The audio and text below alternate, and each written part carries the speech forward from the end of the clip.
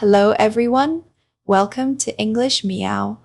Today, I'm going to share Daniel's journey of learning English with you. Let's explore the methods he used to learn while listening to her slow-paced English reading. Hello, everyone. My name is Daniel, and I want to tell you about a long and, at times, difficult journey I took to learn how to listen in English. 10 years ago, English felt like a wall of sound I could not break through. When native speakers talked, their words blurred together and left me bewildered. I could read articles and write reports, but spoken English felt like a foreign system. Now, after years of deliberate practice, I can follow movies, participate in international meetings, and hold conversations with friends from different countries. The transformation was long and required patience, but it changed my life in ways I never anticipated. I grew up in a small industrial town where English existed mostly on classroom walls and in textbooks. At school, the emphasis was on grammar rules, vocabulary lists, and translation exercises. Teachers read passages slowly and clearly from the tape recorder, and our exams measured how well we reproduced grammar forms. There was almost no focus on understanding natural speech. Outside school, I rarely heard English neighbors, shopkeepers, and family all spoke our local language. By the time I left university, I could write essays and parse text, but I could not follow a natural conversation. My first job at an international company pushed me into the deep end. I remember sitting in meetings where people spoke quickly, jumped between topics, and used idioms I had never learned.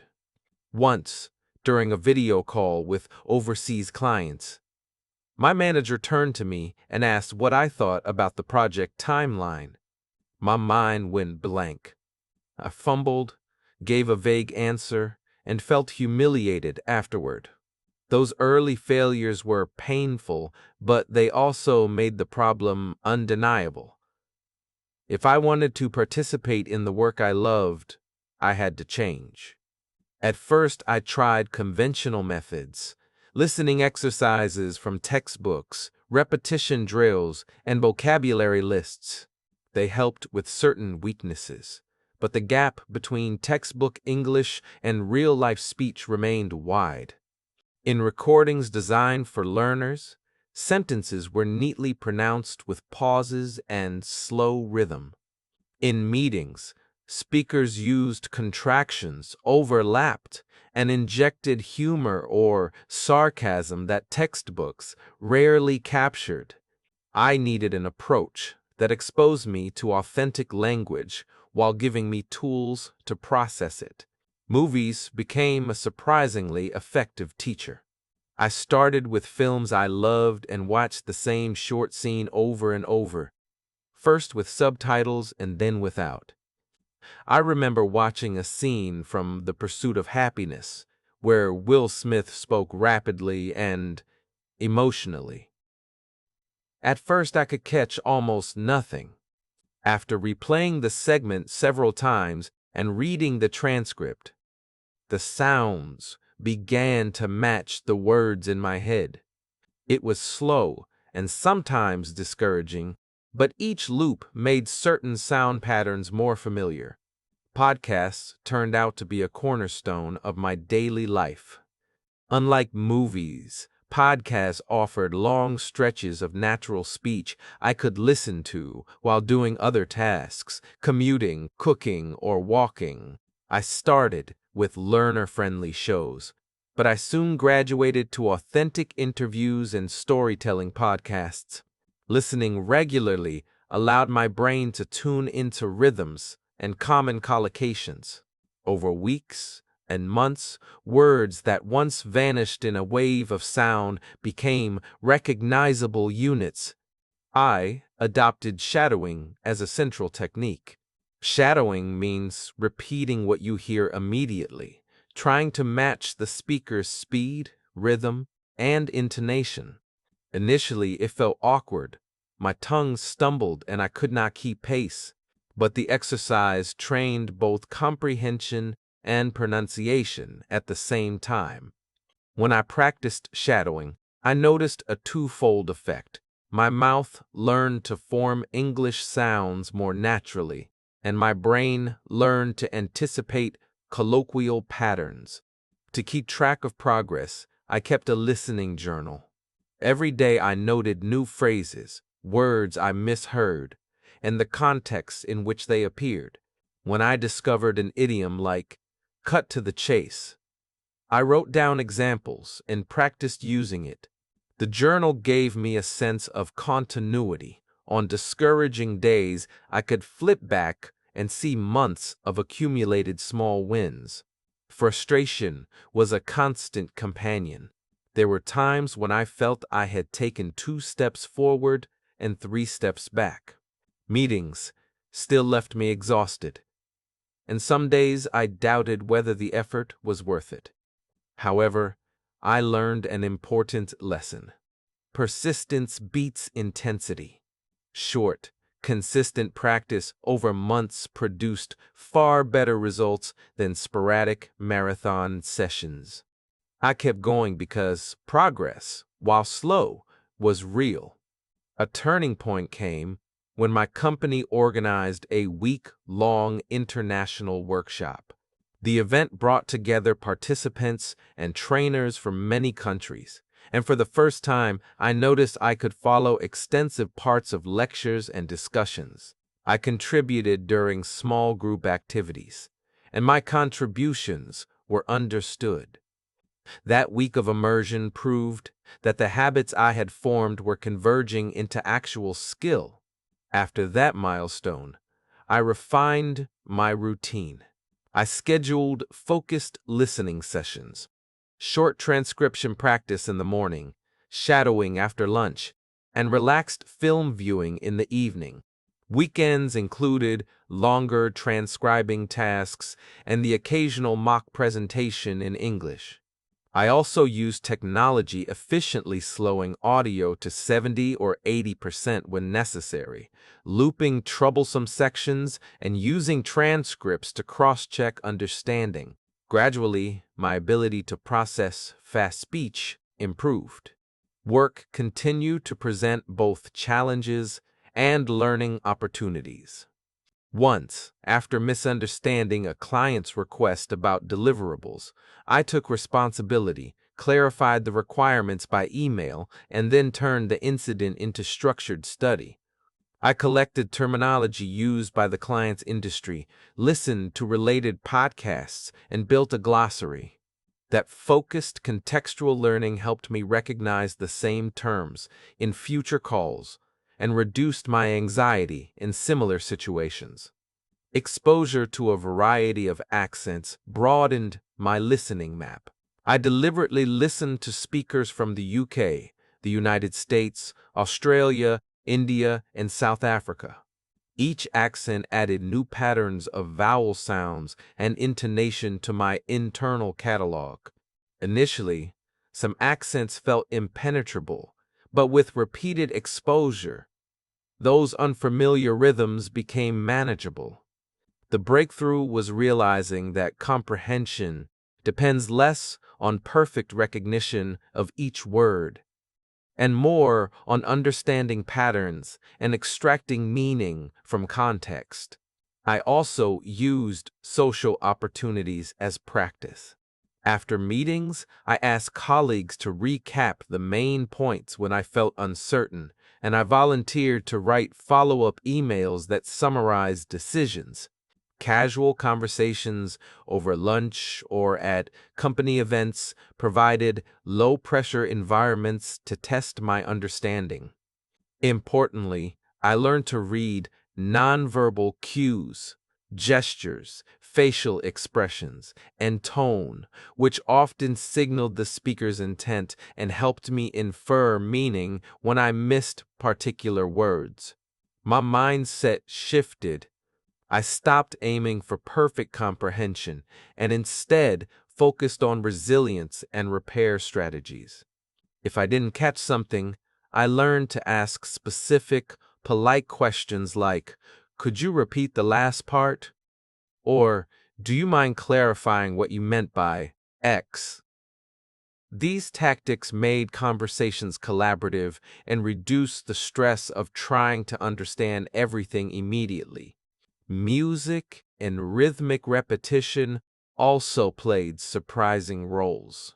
I learned several songs by reading lyrics and singing along, and this practice helped me internalize common phrases and contractions. Singing improved my ear for connected speech and made me more comfortable producing similar sounds. Small rituals, like keeping a playlist of songs I had mastered, provided moments of joy and tangible evidence of progress. I kept a small notebook of idioms and difficult phrases and reviewed it weekly. On weekends, I sometimes simulated noisy environments by listening to audio with background sounds to train focus. I recorded myself summarizing podcast episodes and compared my recordings with transcripts to see where comprehension broke down. Sharing these recorded summaries with friends and mentors invited feedback and gave me corrective guidance. As my listening improved, professional opportunities followed. I began to lead team meetings, coordinate with overseas partners, and present at internal webinars. Socially, I made friends from different countries and could participate in lively discussions without constantly asking for repetition. Teaching junior colleagues about the listening strategies I used not only helped them, but also reinforced my own skills. Explaining concepts forced me to articulate and consolidate what I had learned. Reflecting on the process, I realized that learning to listen well is as much a psychological transformation as a technical one. The practice teaches patience, humility, and the courage to keep making mistakes in public. It also fosters empathy, because understanding spoken language requires attention to tone, context, and the unspoken parts of communication. I also found that studying with others made a real difference. I formed a small group with two colleagues, and each week we chose a podcast or news story to listen to separately and then discussed it together. We compared what we understood, role-played short segments, and quizzed each other on unfamiliar expressions. These sessions created gentle accountability and turned solitary practice into a social habit. Variety in the materials I consumed was crucial. Documentaries helped with formal vocabulary. Comedy shows trained me to catch timing and humor, and business interviews introduced jargon. Audio dramas, with overlapping dialogue, improved my ability to track multiple speakers. Mixing genres prevented boredom and forced the ear to adapt to different voices and speeds.